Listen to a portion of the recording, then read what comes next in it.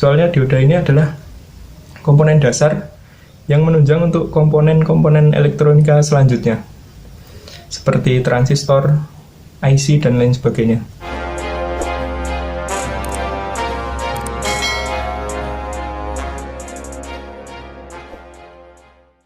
Di sini saya akan menjelaskan sebuah dioda, atau dalam bahasa Inggris disebut dengan diode.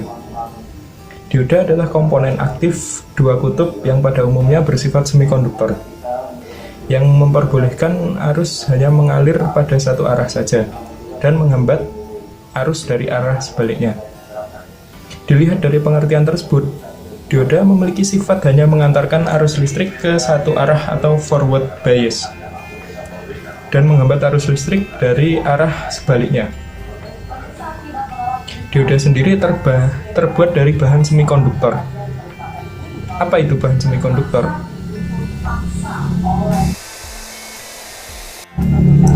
Semikonduktor adalah sebuah bahan dengan konduktivitas listrik yang berbeda di antara isolator dan konduktor. Isolator itu tidak bisa mengalirkan arus listrik, sedangkan konduktor adalah bahan yang bisa mengalirkan arus listrik seperti logam dan lain sebagainya. Semikonduktor disebut juga sebagai bahan setengah penghantar listrik. Di antara bahan semikonduktor adalah silikon, germanium, tellurium, selenium. Dioda sendiri terbuat dari bahan semikonduktor silikon dan germanium. Dua bahan tersebut mempunyai perbedaan. Untuk dioda silikon atau Si memiliki tegangan kerja yaitu 0,7 volt. Sedangkan untuk germanium memiliki tegangan kerja sekitar 0,3 volt. Dioda sendiri berasal dari dua kata, yaitu di dan oda. Berarti dua dan oda berarti elektroda. Elektroda sendiri berarti konduktor yang dapat dialiri arus listrik. Jadi secara bahasa dioda berarti semikonduktor yang mempunyai dua elektroda, anoda dan katoda.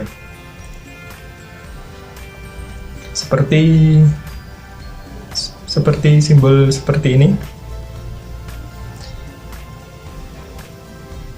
Jadi ada anoda, ada katoda. Untuk mempermudah menghafalkan simbolnya, jadi untuk katodanya di sini ada sebuah garis. Ya, kita analogikan garis ini adalah min atau negatif, sedangkan yang tidak ada garisnya ini adalah anoda atau kutub positif. Kutub positifnya sebuah dioda. Karena apa kita hafalkan seperti itu? Soalnya dioda ini adalah komponen dasar yang menunjang untuk komponen-komponen elektronika selanjutnya, seperti transistor, IC, dan lain sebagainya. Jadi dasarnya dari dioda ini. Makanya kita harus mengingat simbolnya. Jadi yang sini adalah kutub negatif atau katoda, dan sini adalah kutub positif atau anoda. Jadi di sini ada garisnya, kita analogikan sebagai min atau negatif. Seperti itu. Untuk jenis-jenis dioda di sini ada 8 jenis, yaitu dioda penyearah, dioda Zener, dioda LED atau light emitting dioda, fotodioda, dioda laser, dioda varaktor, dioda tunnel, dan dioda Schottky. Setiap dioda tersebut memiliki fungsi dan simbol yang berbeda-beda. Saya akan menjelaskan satu persatu. Tonton video ini sampai selesai.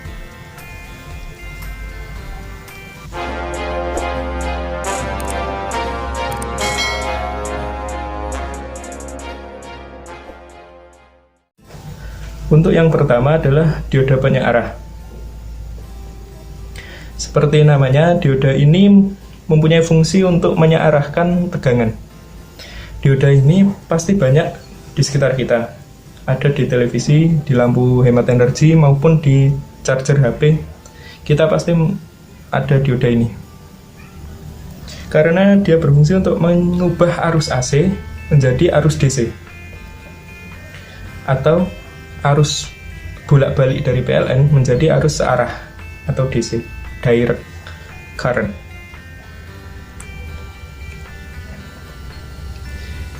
Selain fungsi tadi, dioda juga memiliki fungsi antara lain sebagai alat pemotong level, sebagai penurun tegangan, sebagai pengaman polaritas suatu rangkaian, dan lain sebagainya.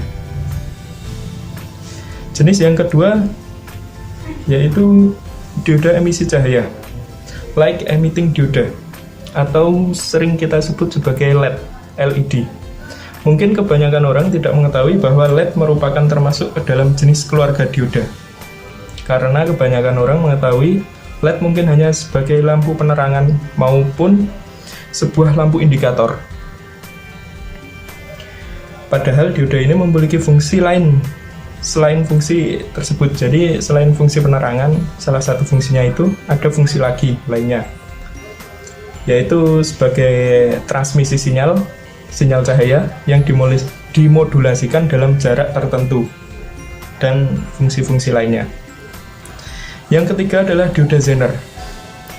Dioda ini berbeda dengan dioda jenis lainnya yang hanya mengalirkan arus listrik dari satu arah saja.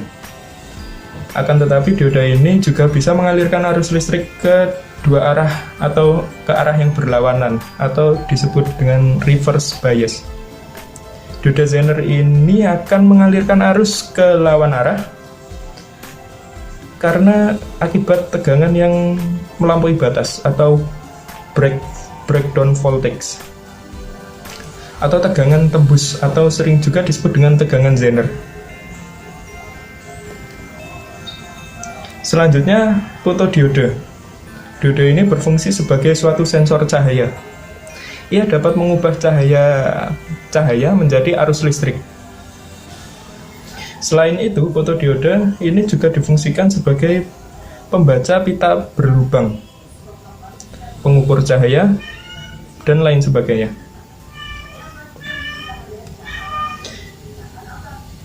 Yang kelima, yaitu dioda laser.